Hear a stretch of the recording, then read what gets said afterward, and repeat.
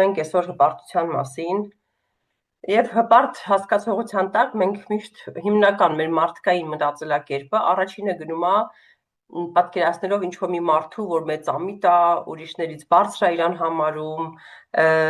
չգիտեմ, ուշադրության կենտրոնում է ուզում լինի, դա այդպես է, բայց մենակ այդպես չի արտահայտում հպարտությունը։ Հպարտությունը շատ ֆասետներ ունի, այնպիսի խորը ֆասետներ, որոնք որ չեն արտահայտվում գորգռոցով կամ կենտրոնում լինելով, այլ ծածուկ ձևով են գործում։ Այսօր խոսալու ենք դրա համար այդ հպարտության տարբեր աստիճաններից եւ հասկանանք ինչի համար է Աստված ատում հպարտությունը։ Այդպիսի խոսքեր կան Աստվածաշնչում, որը նաեւ կկարդանք։ Աստվածաշունչը հպարտության հետ կապված շատ խորը բաներ է ներկայացնում, եթե կկարդաք հենց հպարտության մասին հատվածներ, թե Տերը ինչպես է նայում հպարտ հոգիներին եւ ինչպիսի կործանում է իրանց սպասվում, բայց ուզում եմ, որ մենք հերթով կարդանք ինչա կատարվել։ Մենք գիտենք, որ առաջի հպարտ անձնավորությունը մարդը չի եղել։ Առաջի հպարտը եղել է Արուսյակը, երկնային էակ, ինչպես որ Տերը ասում է, որ ինքը իրան ստեղծել էր որպես օրհնված քերովփե, բայց ինքը հպարտացավ եւ ըմբոստացավ Աստծո առաջ։ Եվ ինչ արեց հետո Արուսյակը, այսինքն Սատանան։ Ինքը հետո ադամական պարտեզում նաեւ այդ հպարտությունը փոխանցեց Ադամին եւ Եվային։ Եվ հպարտացան եւ Ադամը եւ Եվան եւ ցանկացան ավելի մանան, քանց կան, որովհետեւ ինչով գայթակղեց Սատանան իրանց, որ եթե ուտեք, Աստծո նման խելացի կդառնաք։ Այսինքն այդ համեմատությունը բերեց ավելինի համար, ավելինի ստանալու, քանց Աստված իրանց տվել էր։ Եվ ինչն է գաղափարը այդ ամենի հետևը, հպարտությունը, երբ որ մտնում է քո մեջ, դու այսպիսի ներքին ձայն ես ստանում, որ իրականում ես Աստծո կարիքը չունեմ, կամ կարևոր չի, որ ամեն բան պահեմ, ինչ որ Աստծուց է, հա, ասենք, եթե միշտ չի գալի տենց ակտիվ, որ դու ընդհանրապես կարիքը չունես, ինչ որ ինչպես Ադամի եւ Եվայի մոտ գալիս է, որ լավ, էսի այդքան էլ դժվար չի, բան չի, էլի մեծ բան չի, ես մի փոքր բան է, եթե մի հատ Աստծո կամքից դուրս բան անեմ։ Եվ այդ դրա մեջ կա արդեն հպարտություն, որ դու քեզ ինչ-որ մի բան կարաս թույլ տաս, որ Աստծուց թույլտվություն չես ստացել անելու։ Կամ գալիս է այն պահը, որ դու հպարտանում ես, ասում ես ես ավելի լավ գիտեմ։ Նաև հպարտ սիրտը միշտ մտածում է, որ ինքը ավելի լավ գիտի։ Այսինքն կարող է նստի ամբողջ մարդկանց շուրջը խոսա եւ բոլորի մեջից ինքը միշտ մտածի, որ ինքը ավելի լավ գիտի։ Դա էլ է շատ հպարտությանը նման բնավորության գիծ։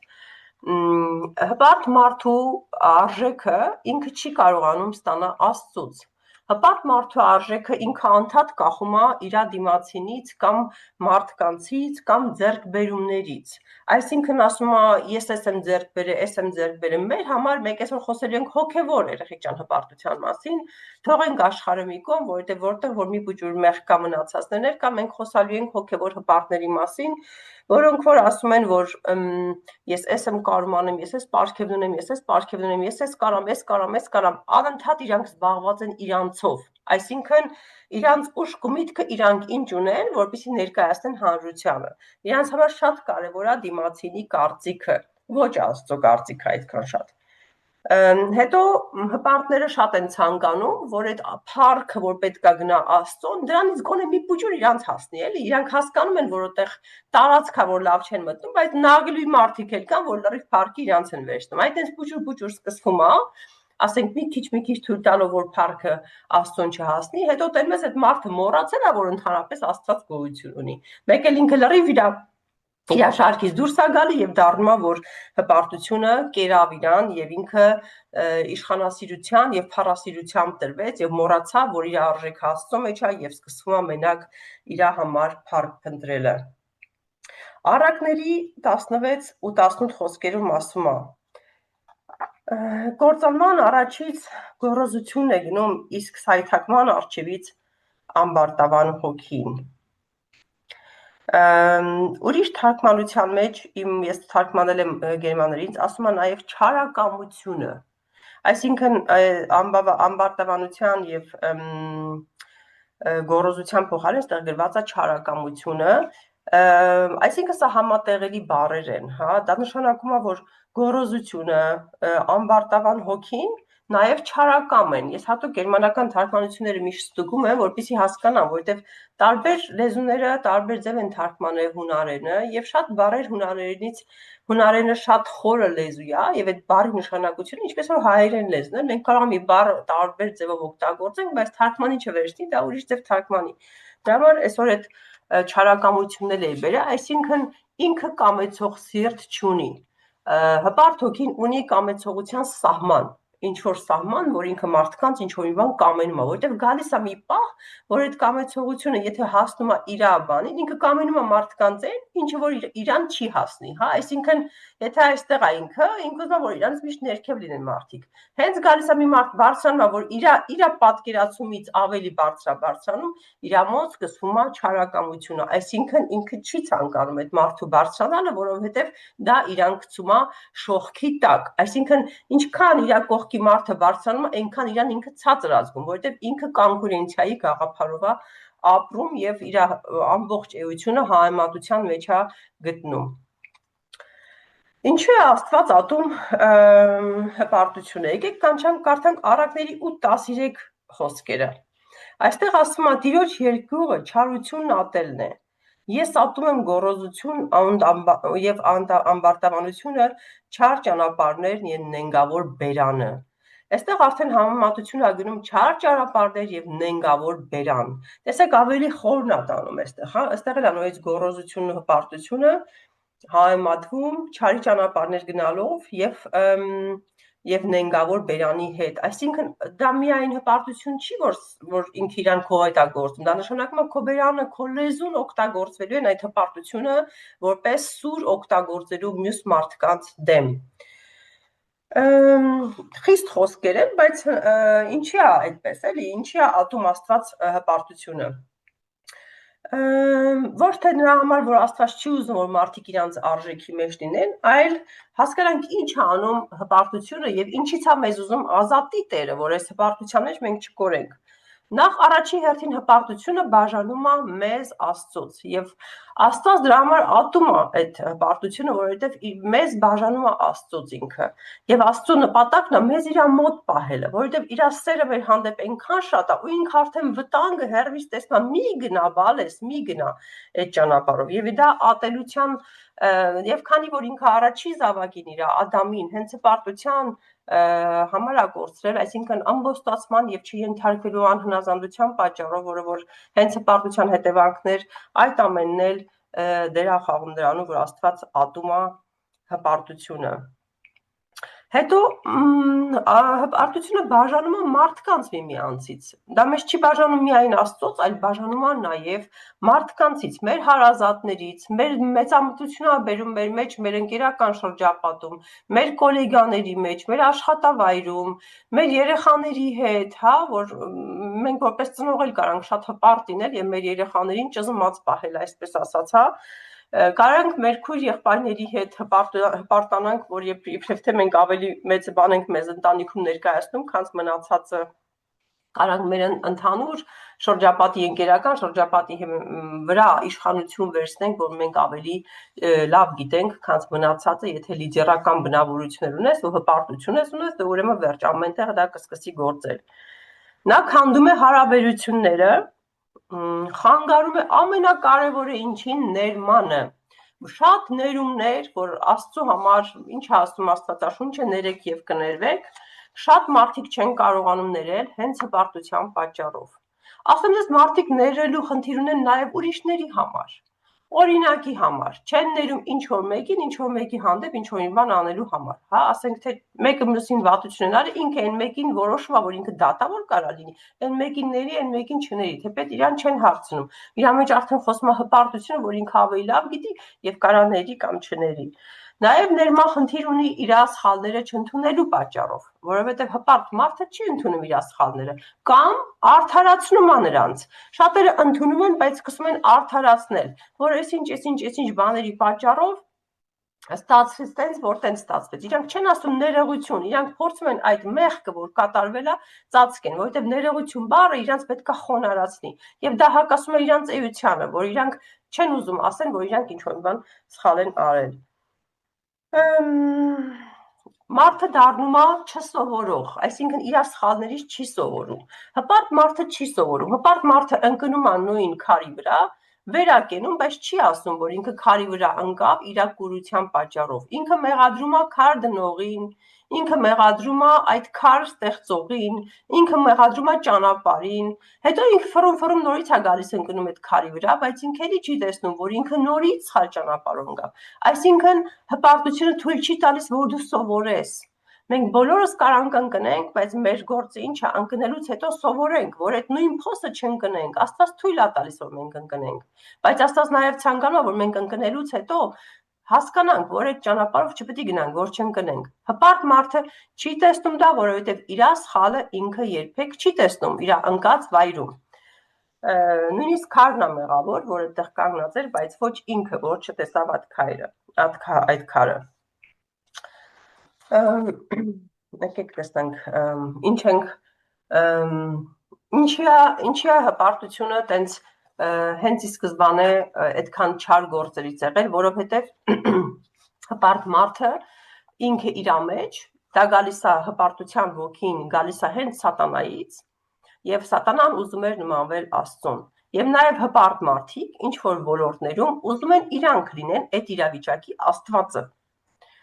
Եթե կարողանում ճիշտ բացատրեմ, այդ իրավիճակի Աստվածը միգուցե ոչ գլոբալ, բայց այդ իրավիճակի որոշում կայացնողը, հաստատողը, ամեն ինչ անողը, կամք տվողը իրանք են ուզում լինեն։ Եվ այդ հպարտության արմատը, սատանայից եկած այդ արմատը շատ վտանգավոր է, որովհետև Աստծո կամքը չի հարցվում ստեղ։ Սա էլ այդ հպարտ մարդիկ աղոթում են ոչ Աստծո կամքի համաձայն, սկսում են աղոթել այլ իրանց ցանկությունների համաձայն։ Այսինքն իրենք են նստում իրենց կյանքի գլխին, հա, ասենք իրանց կյանքը, որ մենք ասում ենք ես հանձնում եմ քեզ կյանքս Տեր ջան, քեզ, հպարտ մարդը ասում է ես եմ իմ կյանքի տերը։ Միգուցե բառերով ասում է Տեր ջան, ես քեզ եմ հանձնում, բայց ներքուստ ինքը ապրում է իր կյանքը իր իշխանության տակ։ Ինքը չի բաց թողում իր կյանքը, որ Տերը վարի, այլ ասում է ես եմ իմ կյանքի տերը։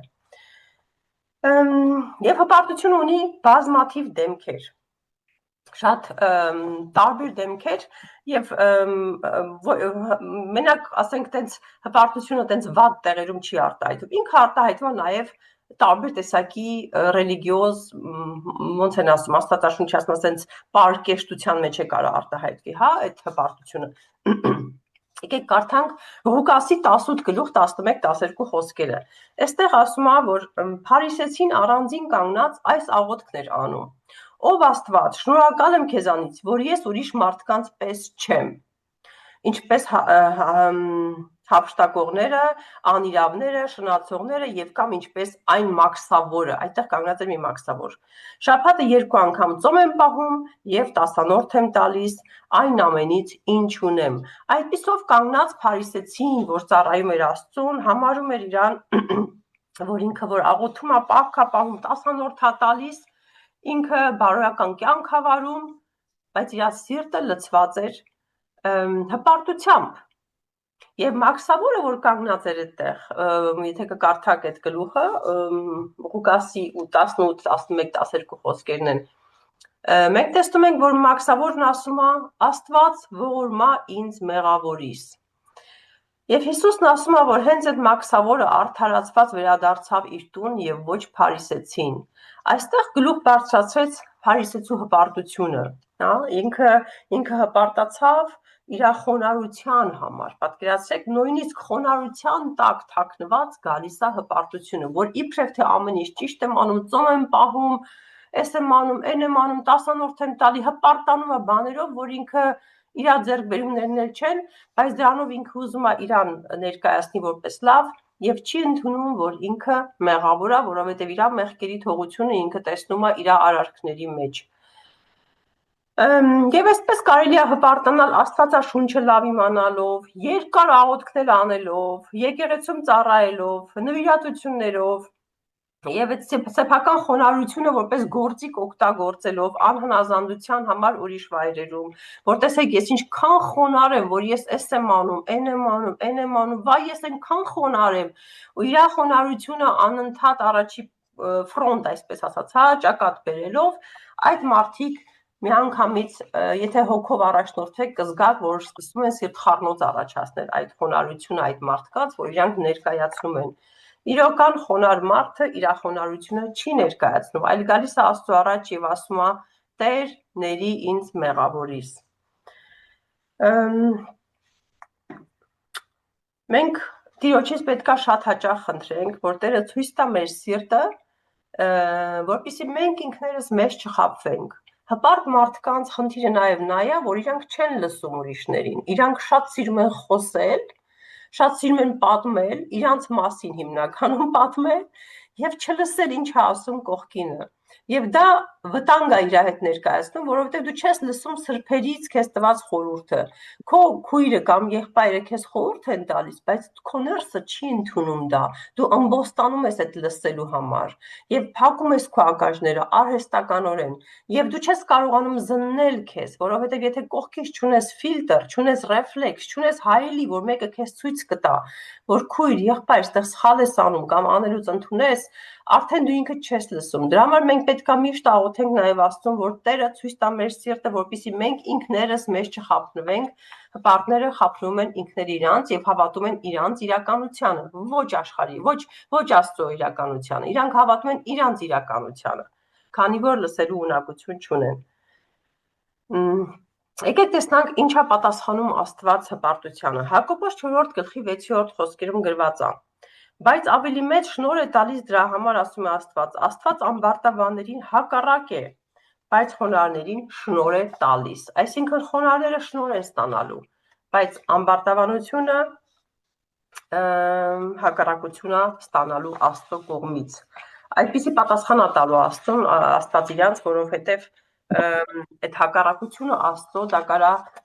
տարբեր ձևերով արտահայտվի, այսինքն իրանք անդադ անկումների մեջ կարան անցկացնեն։ Սա Հակոբոս 4-րդ գլխի 6-րդ խոսքերը, նաև Առակների 3:34 խոսքերի ոնց որ մեջբերումն էլ է դա։ Աստված սիրում է բոլոր մարդկանց, չստեղ այս խոսքը դրան չի վերաբերում ինքը ոնց է վերաբերում մարդուն, այլ այդ մեր արածին, մեր էության մեջ գտնվող այդ հպարտությանը, բայց ատում է հպարտությունը, որովհետև հպարտ մարդ իր սրտում ասում է ես օգնության կարիք չունեմ, ես կարող եմ ինքս։ Եթե գալիս է նեղն է ընկնում, ինքը այդ պահին մտածում է ինչ կարամ ես անեմ։ Նաև ընդունելու ունակություն, որ Աստծո կամքն է այս իրավիճակը, չի կարող լինի։ Նամանավանդ եթե դա կախված է իր իսկ պարտության հետ։ Եթե պարտությունը Աստծո կողմից նախատեսվել է եւ դու ասում ես Տեր, շնորհակալ եմ, որ ես դասը ինձ տվեցիր, ես ընդունում եմ, որ ես այս դասի միջով պետք է անցնեի, օրինակի համար Դավիթը երբ որ ընկավ քարանձավներ փախավ գնաց Սավուղից, նա խոնարհացավ Աստծո առաջ եւ Աստծո կամքը ընդունեց։ Ինքը չասեց. «Բա դու ինձ օծեցիր թագավոր, հիմա ես ուր ես ինձ բերել, ես ինչ թագավորության բան է, ես կհանգիստի համար հովիվ էի, հիմա եկել եմ ընկել եմ Սավուղի ձեռը»։ Այդպես չարեց Դավիթը։ Ինքը իր խաղաղությունը պահեց եւ Աստծուն սիրելով ընդունեց իր հետ կատարելիքը։ Հպարտ մարդը չի կարողանում դա ընդունի։ Հպարտ մարդը անընդհատ պատերազմում է Աստծո հետ։ Բա դու ինձ խոսք տվեցիր, բա դու ինձ ասեցիր, բա ինչի համար, բա ոնց։ Անընդհատ հպարտ մարդը զբաղված է ինքը իրանով, ինչ անում իր վրա Աստված, ու ինչ չի անում, հա, ինչի ես այսքան աղոթում չի ստացվում, ինչի չես նայում, ինչի չես տեսնում, բա ոնց պիտի լինի իմ հալը, անընդհատ հպարտ մարդը ինքը իր ֆոկուսը շատ իր վրա է եսակենտրոնացման խնդիր կա հպարտ մարդկանց մեջ եւ իրանք իրանց ֆոկուսը միշտ պահում են դեֆիցիտի վրա։ Ինչի է այդպես, որովհետև հպարտ մարդը միշտ համեմատվում է մյուս ավելի բարձր մարդկանց հետ եւ մենք այդ համեմատության մեջ մնալու է հպարտ մարդը միշտ դեֆիցիտի մեջ։ Ինքը չի համեմատվում նրա հետ ինչ է Աստծո կամքը իր համար։ Ինքը համեմատվում է, խի այն մյուսը սենց է, ես սենց եմ եւ այդ մտածելակերպը արդեն խանգարում է իրան լիարժեք զգալու մեջ, որովհետեւ այդ կոնկուրենցիայի գաղափարը չի թույլ տալիս ինքը իրան լիարժեք տեսնի։ Ինքը անդադ նպատակ ունի նմանվելու կամ հասնելու ավելին, քան ինչ-որ մեկը, որ իր կողքին է կամ իր պատկերացումով ավելի լավ տեղ է։ Խոնարհ մարդու սիրտը ասում է, որ Տեր, ես առանց քեզ ոչինչ չեմ կարող անել։ Այսինքն ամեն համաձայնություն Աստծո հետ է։ Հավատքի ժողովրդի մեջ Աստծո կամքը հարցնելը մենք ճիշտ է միշտ աղոթում ենք Տեր ջան քո կամքը թող լինի, բայց գալիս են գայթակղություններ, որտեղ որ մենք մոռանում ենք, որ Աստծո կամքը կհարցնենք եւ անօրենը շատ խորամանկ է, ինքը գալիս է փայլուն բաներ է քեզ բերում, դեմը թափում, հա, ոսկիներ, դիամանտներ եւ այլն, եւ ասում է դու արժանի ես, դու արժանի ես, դու արժանի ես, եւ դու ասում ես դե որ այսքան ասում են արժանի եմ, իգուցե ես իրոք արժանի եմ, էլի մաս չունի Աստծուն հարցնեմ, տես ինչքան մարդ է ասում որ ես արժանի եմ, եւ այդտեղ սայթակում է մարդը, որ ինքը չի գնում Աստծո մոտ եւ ասի Տեր, ես չեմ ուզում այս փայլը, ես ուզում եմ քո խոսքը, ինչ ես դու ասում իմ մասին։ Եվ խոնարհության թաքնված այդ ֆասետները կարան գլուխ բարձրացնեն եւ ընտրեն ոսկին կամ փայլը կամ փառքը կամ այդ իրանոր իրավիճակը, որը որ շատ խոստումնալից է եւ չհարցնել Աստծուն։ Խոնարհությունը թուլություն չէ, դա պիտի տարբերենք նրանից, որ ինչ է նշանակում խոնարհությունը։ Խոնարհությունը ճշմարտության մեջ ապրել է։ Այսինքն ճշմարտությունը ոչ մի ձևով չծռել, չքանդել եւ նաեւ չհամապատասխանել քո ցանկություններին։ Այլ թույլ տալ, որ ամեն ինչ Աստծո պարզության մեջ լինի։ Ամեն ինչ Աստծո պարզության մեջ լինի եւ հասկանալ, որ ամեն ինչ Աստծոց է։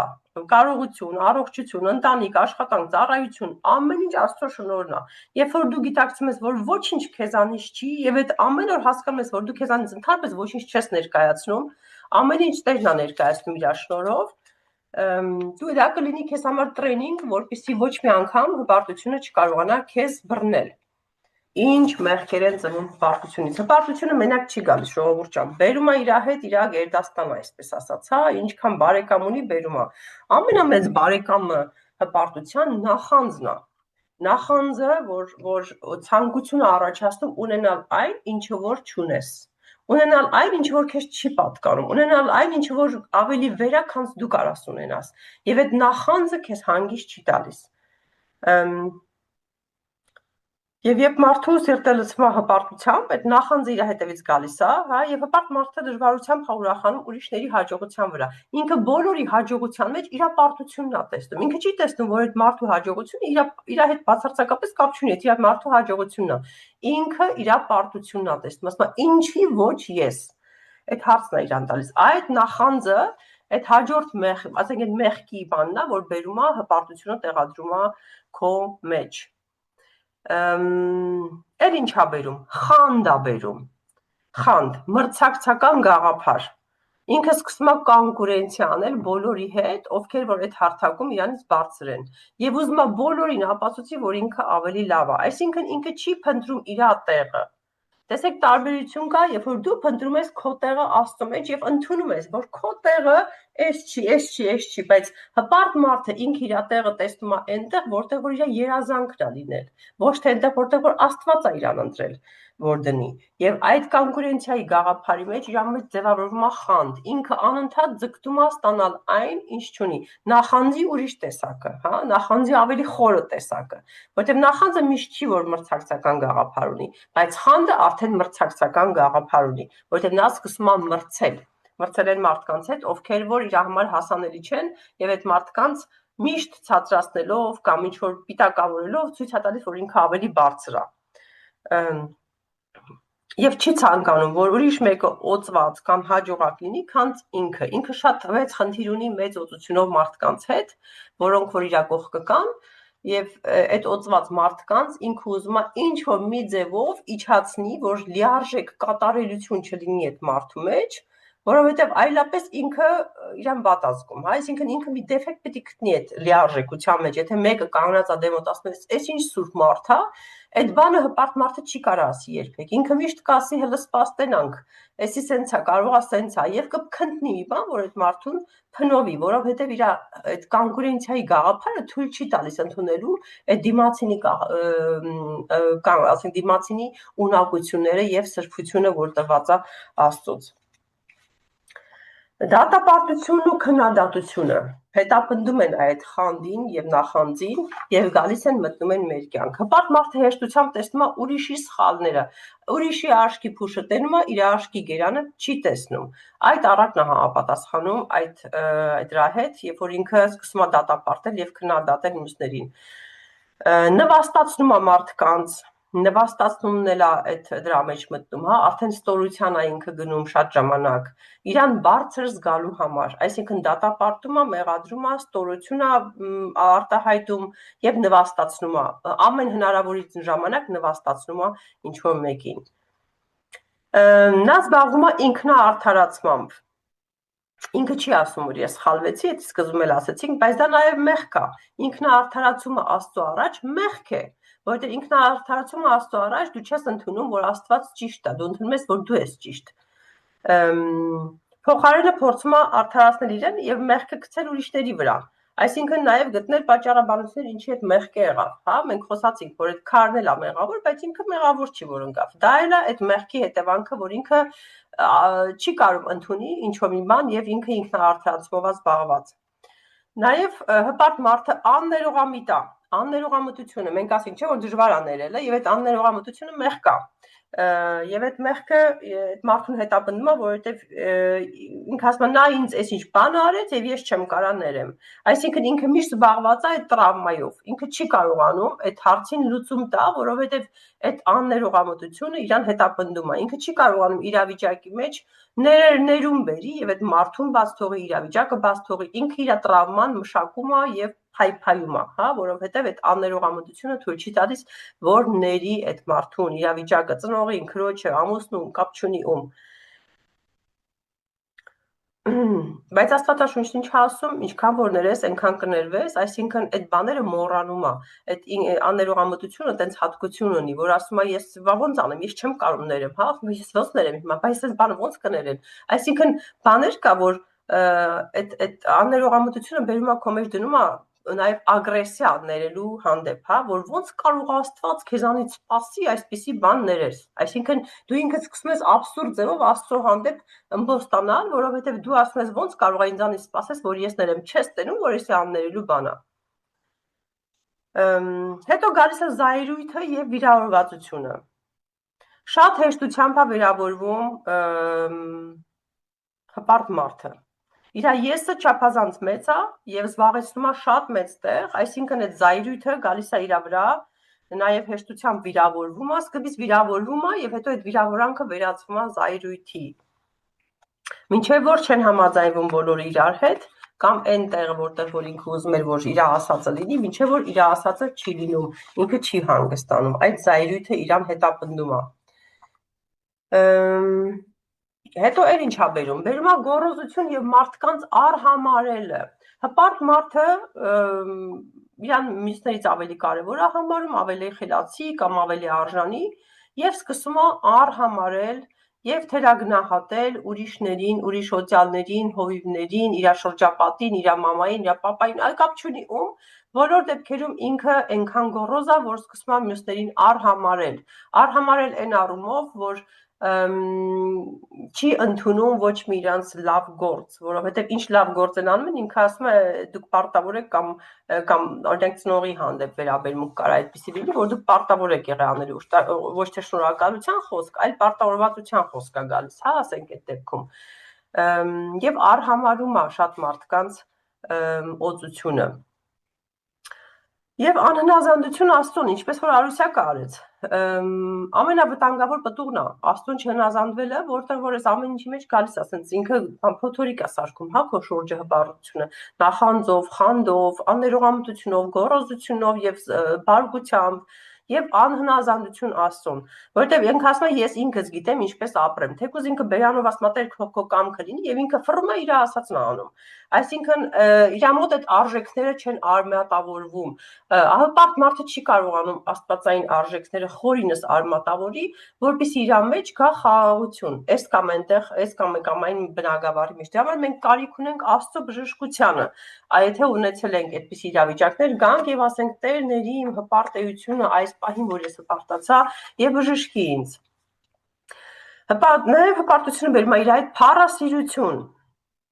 հպարտ մարդիկ ուզում են, որ մարդիկ իրան տեսնեն, իրան գնահատեն, իրա մասին խոսեն, ինքը լինի ուշադրության կենտրոնում, իրա գլխին դրվի պսակ, ինքը լինի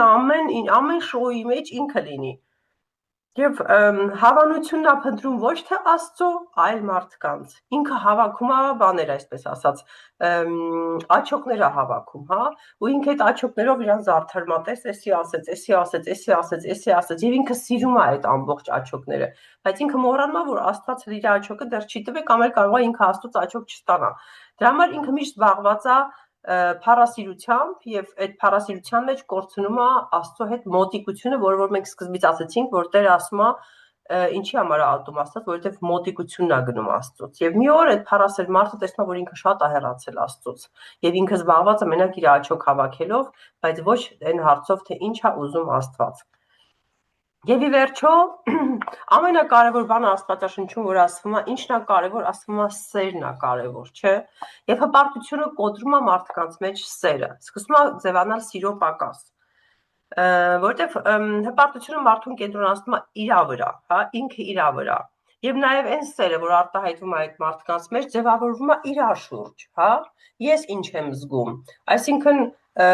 հպարտ մարդը կարա նույնիսկ մահվան իրավիճակի մեջ ինքը իրան խղճա, որ ինքը մենակ մնաց, ինքը չի խղճում այդ մահացածին, ասում է, բա ես ոնց մենակ ապրեմ, բա ինձ իխի մենակ թողեցիր, բա էսի արժեր, որ ես սենց ապրեմ, Տեր իմ հետ խես սենց բան անում, եթե սգավոր մարդկանց հանդիպեք, դուք կարաք ուղղակի ֆիլտրով նայեք, իրանք ոնց են վերաբերվում իրանց սգին կամ իրանց կորուստին, այդ իրանց մեջ ձևավորված է իրանց վախը իրանց հանդեպ, հա, ոչ թե կորուստը այդ անձի, որ այդ անձը կորավ, այլ ինչա իրա հետ կատարվում, հա, դա սիրո այն սխալ տեսակն է, որ կարծես թե սիրում են այդ մարդուն, բայց սիրում են ոչ թե այդ մարդու համար, այլ իրանց համար, որովհետև շատ մարդիկ կարան ասեն, ես սիրում եմ իրան գժի պես, բայց ինչի համար է սիրում գժի պես, որովհետև առանց այդ մարդու ինքը իրան լիարժեք չի զգում, դա էլ արդեն հպարտության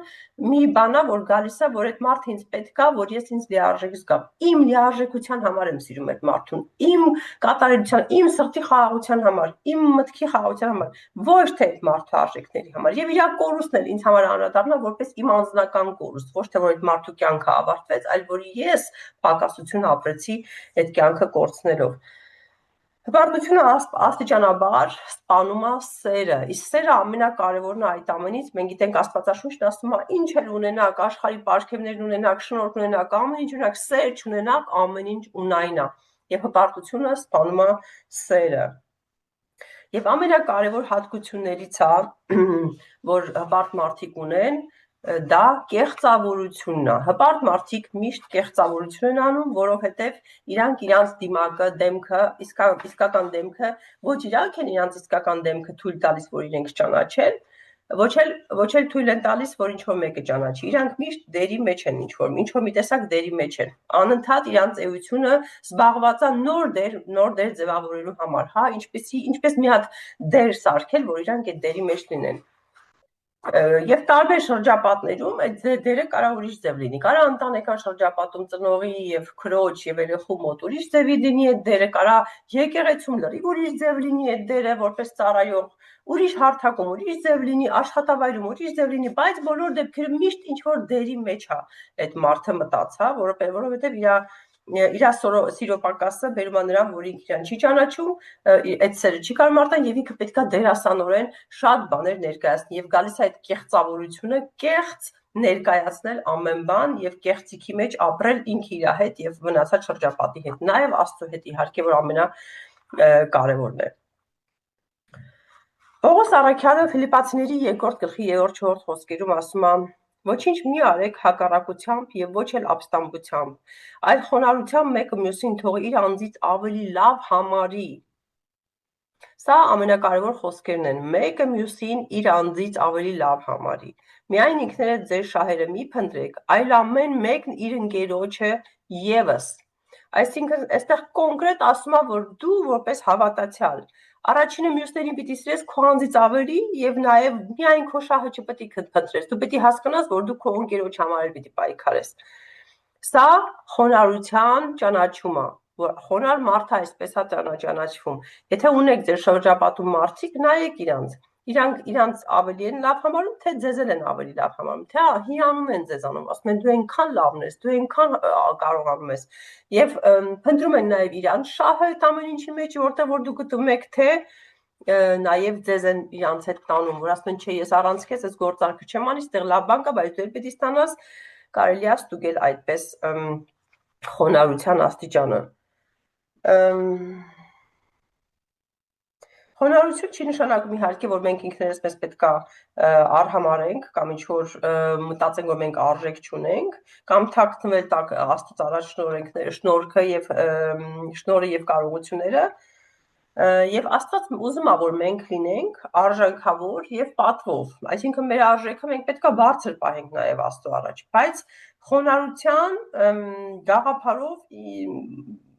որը որ ինքնանվաստացումը չի, պետք է շատ տարբերենք, խոնարհություն չի նշանակում ինքնանվաստացում, մենք չպետք է նվաստանանք ոչ մեկի առջև, այդ հատվածն է, որ հավատացյալների համար շատ դժվար է, որ խոնարհությունը շփոթվում է նվաստացման հետ, բայց նվաստացումը բացարձակապես կապ չունի, խոնարհություն նշանակում է ես գիտեմ, որ ինչ եմ, թե ով եմ ես Աստծո մեջ, ես չեմ ձգտում ինձանից ներկայացնեմ ավելի շատ բան, քան Աստված ինձ դրել է, այսինքն դու քո տեղը գիտես, դու չես ուզում ավելին, քան կա, գիտես, որ ամեն ինչ Աստծոց է ստացել, դա է խոնարհությունը, դա նվաստացում չի, որ եթե իմանանք, որ ասենք ամեն ինչ Տիրոջից է, ես ոչինչ չունեմ, եւ ես գիտեմ ես ով եմ Աստծո մեջ, իմ տեղը այսօր ստեղ է, ես այս սենյակից բացի ինձանից այս պահին ոչ մի բան չի տվել Աստված եւ սա է իմ տեղը, կարիք չունեմ մշտապես ապացուցելու, այսինքն խոնարհ մարդը չի ապացուցում ոչ մի բան, որովհետև ինքը իր գնահատականը Աստծուց հաստանում, մարդիկ կարան իրան հակասեն կամ փորձեն իրան բանապաստել, բայց ինքը չի անդադ ապացուցում, որովհետև իր արժեքը, իր գնահատականը չի թույլ տալիս, որ մարդիկ տան, դա խոնարհության մեջ բերում է նաև մի հատ վստահություն, այդպիսի մարդը, որ իր գնահատականը չի թույլ տալիս, որ մարդուց գա, ինքը շատ մեծ գնահատականով Աստծո առաջ կանգնած է, ինքը իր գնահատականի տեղը գիտի, կարիք չունի այդ մարդը մշտական վերջին խոսք ունենալու, որովհետև ինքը վստահում է, որ ամեն ինչ Աստված վերածելու է իր համար օրհնանքի, ամեն խոսքի մեջ, որ պատերազմ է գնում եւ մենք ուզում ենք մեր վերջին խոսքը ասենք, իմանանք, որ մենք մեր թույլ չտվեցինք, որ Աստված մեր փոխարեն այդ խոսքը ասի, երբ որ մենք հրաժարվում ենք մեր պոզիցիան պահելուց, Աստված մեր համար գործում է եւ այդ գաղափարով եթե ապրենք, որ եթե մենք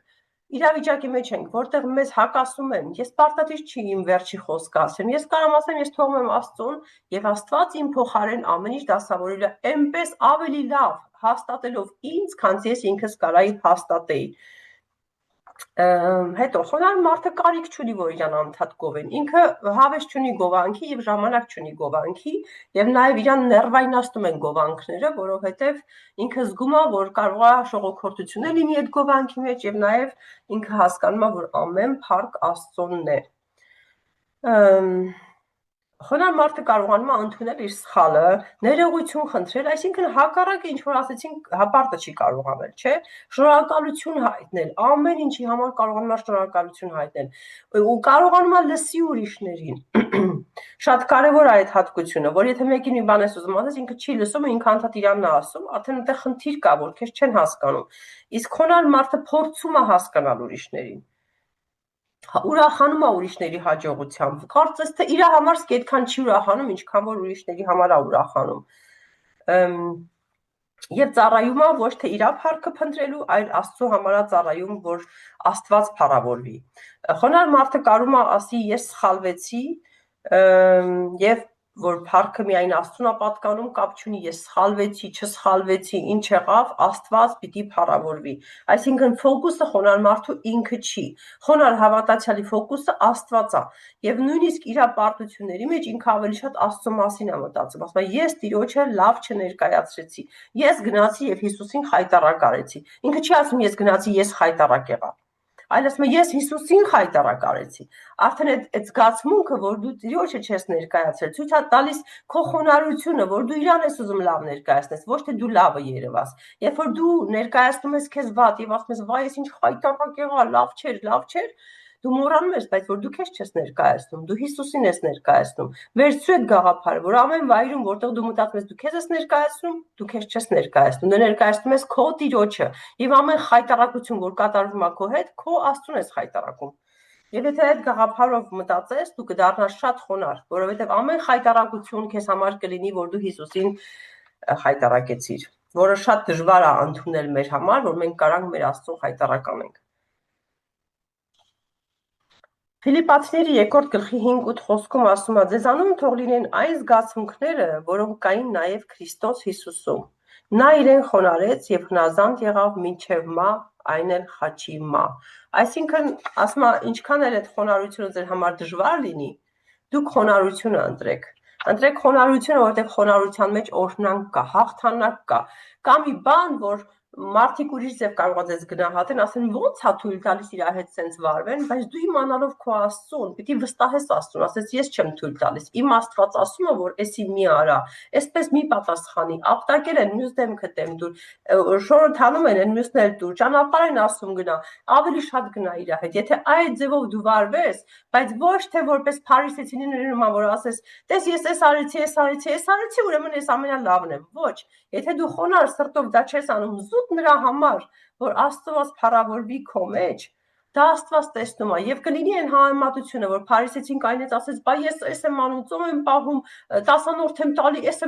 եմ անում, բայց Մաքսավորը ստացավ Աստծո ողորմությունը, որը մենակ ասեց ես մեղավոր եմ Տեր ջան, ինձ ների։ Եվ այդ Մաքսավորը չէր տալիս 10-րդ, եւ այդ Մաքսավորը ամեն օր աղոթ չէր անում, այդ Մաքսավորը սկի Աստծո խոսք չգիտեր, բայց ինքը իրան ավելի ցածր էր համարում, որ կանգներ Աստծո առաջ ինչ որ բան աներ, ինքը իրան բարձր համարել, ասել ես էս եմ անում, այն եմ անում, այն էր անում։ Եվ Հիսուսը Աստված էր եւ ամեն փառքի արժան էր։ Հիսուսը խոնարհության օրինակն է մեր համար, որովհետեւ իր ամբողջ ընթացքում աշխարհի վրա ինքը որպես ծառա եկավ, լինելով Աստված եղավ ծառա։ Իր աշակերտների ոտքերը լվաց, բուժեց հիվանդներին, մխիթարեց կոտրված սրտերը։ Աստվածաշնչի են խոսքերը, որ ասում են նույնիսկ աղվեսը բուն ունի գնալու, բայց ես տեղ չունեմ իմ գլուխը դնելի, երբ որ Հիսուսն է ասում, կարդացեք այդ խոսքերը, մտածեք այդ խոսքերի մասին։ Ես այդ խոսքերը ամեն կարդալուց լաց եմ լինում։ Եվ երբ որ ես բարկու եմ քնելու, միշտ ասում եմ Տերս չի ունեցել այսպիսի անկողին։ Իմ Տերը երբեք չի պարկել ու չի քնել այսպիսի անկողնում, որ ես եմ քնում։ Շատ ժամանակ դրսերում է քնել, շատ ժամանակ չգիտեմ որտեղ է քնել։ Այդ խոնարհության աստիճանը, եթե մենք հասկանանք Հիսուսի խոնարհության աստիճանը, որ օրինակն է մեր համար, մենք կարանք մեր անձերը ուղենք։ Մեր համար դժվար է մարդկանց օրինակով գնանք։ Մի նայեք մարդկանց, մի նայեք նաև խոնարհ մարդկանց։ Նայեք Հիսուս Քրիստոսին, այդպես ասում Ֆիլիպացիների խոսքը, որ նայեք Հիսուս Քրիստոսի օրինակով։ Չէ, Աննա ջան, Սաղմոսներում չի, էդի կասեմ, որ գլխում է, բաների մեջ է, ավետարանների մեջ է, որ Հիսուսն է հենց այդ բառերը ասում է մարդու որդին քնելու տեղ չունի։ Այդ խոսքերը շատ խորը խոսքեր են, որ մենք հասկանանք Տիրոջ խոնարհությունը եւ մեր ինքնապատկերացումը, թե մենք ով ենք, հա, մենք ինչքան մեծ դեր ունենք խաղում եւ այլն եւ այլն։ Եվ Տերը երբեք չհպարտացավ իրանով, այլ ինքը ասեց. ես եկել եմ իմ Տիրոջ կամքը կատարելու, իմ Աստծո կամքը, իմ հոր կամքը կատարելու։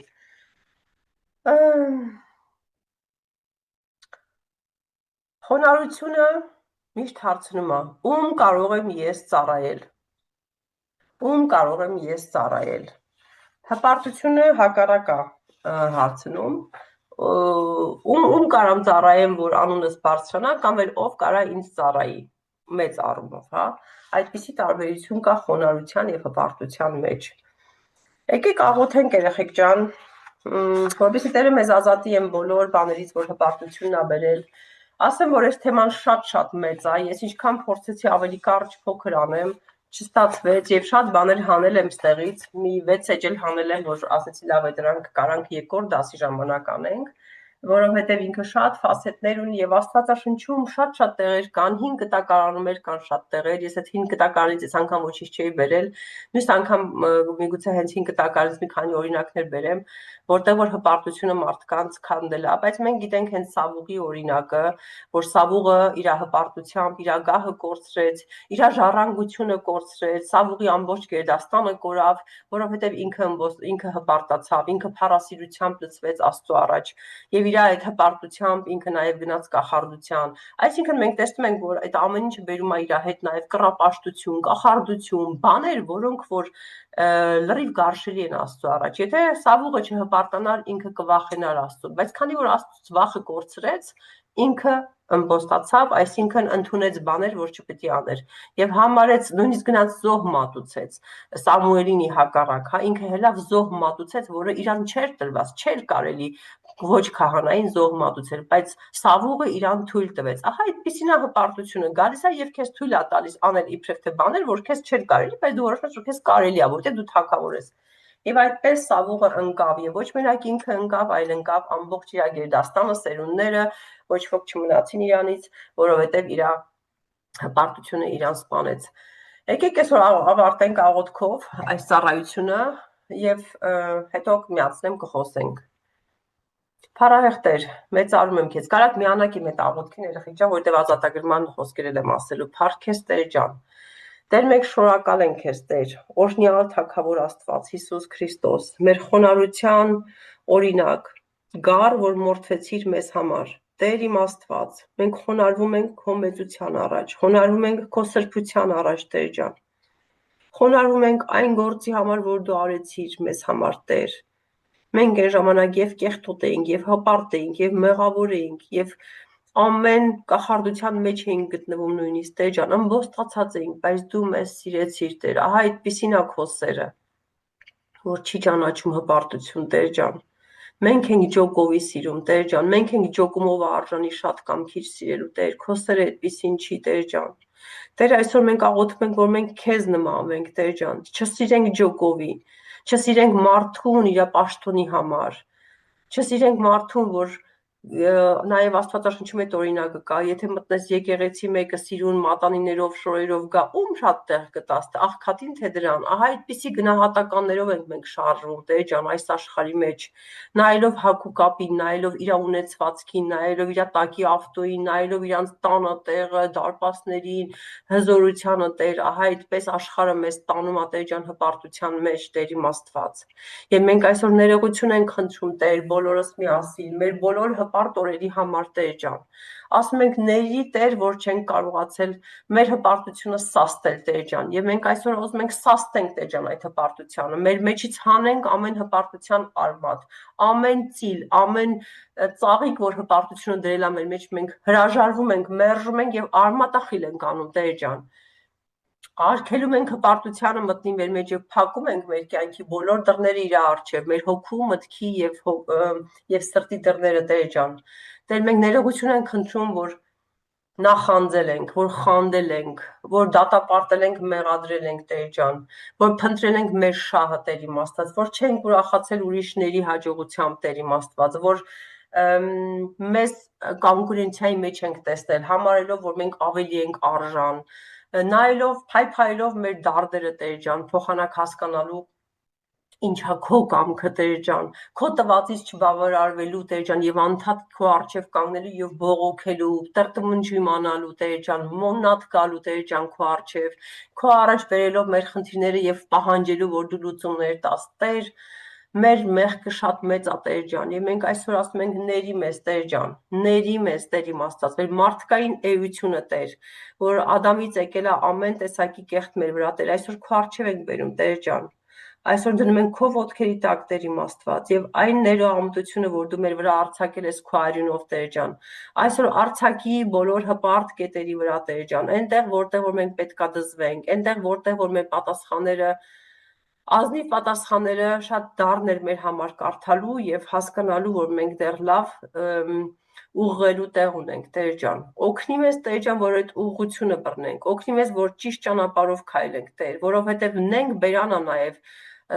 դառնում այդ հպարտությունը Տեր ջան, ների որ դատապարտել ենք եւ մեր բերանը չարախոսությունները արել Տեր ջան, բամբասելա Տեր ջան, բամբասանքնել է դրա մեջ մտնում Տեր ջան, որ ինչքան բաների մասին է հպարտությունը խոսում, որպեսզի իրան բարձեցնի, ուրիշին գցի իրան բարձեցնի, ուրիշին փոքր սարքի ինքը բարձրանա։ Տեր մենք այսօր մեր ամբողջ հպարտությունից հրաժարվում ենք եւ ներողություն ենք խնդրում Տեր։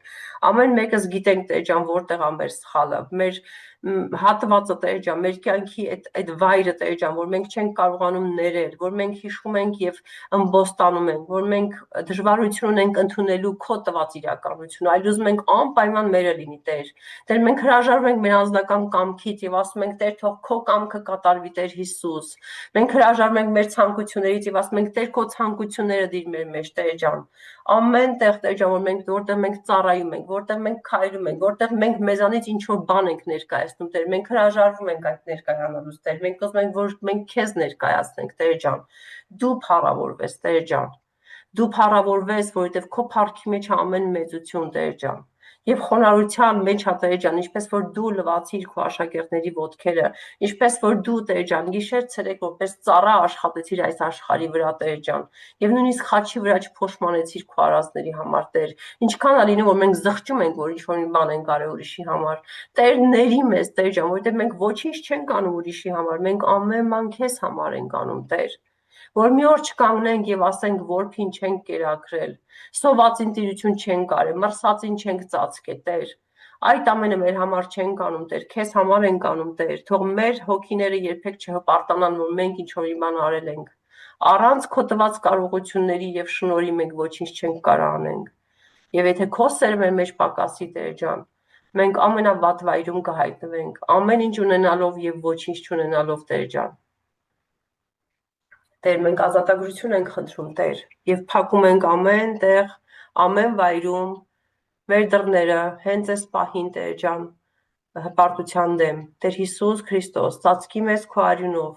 կնիկ դիր Տեր ջան այդ դռների վրա, որ ոչ մի բան չմտնի Տեր ջան։ Հպարտության նետերի առջև դնում ենք մեր հավատքի վահանը եւ ասում ենք մեր Տերը մեզ պահապանա, մեր Տերը կստուգի մեր սիրտը, հպարտություն, նույնիսկ եթե դու իմ տեղը գիտես, ես էլ չեմ ուզում որ դու գաս իմ տուն, ես հրաժարվում եմ քեզանից եւ վերցնեմ իմ Տիրոջ խոնարհությունը, հնազանդությունը իր խոսքին, իր կամքը ամեն վայրում, լիության եւ պակասության մեջ, ամեն վայրում, հիվանդության եւ տկարության մեջ մենք վերցնում ենք, ես վերցնում եմ Տեր ջան քո կամքը, ամենտեղ քո կամքը Տեր ջան, ոչ իմ ցանկությունը։ Փառահեղ Աստված, մեծարում եմ քեզ, շնորհակալ ենք Տեր ջան։ Բոլորիս անունից եմ ասում Տեր, մենք շնորհակալ ենք մեր ունեցածի համար, մենք շնորհակալ ենք քո առաջնորդության համար, շնորհակալ ենք որ դու ես օրինակը, շնորհակալ ենք որ դու տուն տեղ չունենալով, նույնիսկ գլուխդ բարձի վրա չդնելով Տեր ջան, չես հոգնե մարդկանցից Տեր ջան, այլ սիրել ես իրանց Տեր։ Շնորհակալ ենք Տեր, որ մեզ էլ վերցրել ես Տեր ջան եւ դարձրել ես քո զավակը Տեր ջան։ Ների մեզ Տեր ջան, որ այդ արժանի դառնալու ճանապարհին սայթակում ենք Տեր իմ Աստված, օգնի մեզ Տեր ջան, որ մաքրվենք, ոսկու պես մեզ զտի Տեր ջան, լցրու մեր վրա կրակը Տեր ջան, անցկացրու այդ կրակի մեջով Տեր իմ Աստված, թող ցավալի լինի, բայց մաքուր կանգնենք քո առջև Տեր ջան, թող լինի այնպես, որ քո համար Տեր ջան ընդունելի լինենք Տեր ջան եւ չամաչենք մեր արածի համար եւ չամաչենք որ քեզ ցավ ենք պատճառել քո ձեռքին մի հատ ենք մեր խփել քեզ խայտարակ ենք արել Տեր ջան օգնի մեզ Տեր ջան որ պարզ ճակատով կանգնենք մի օր քո առջև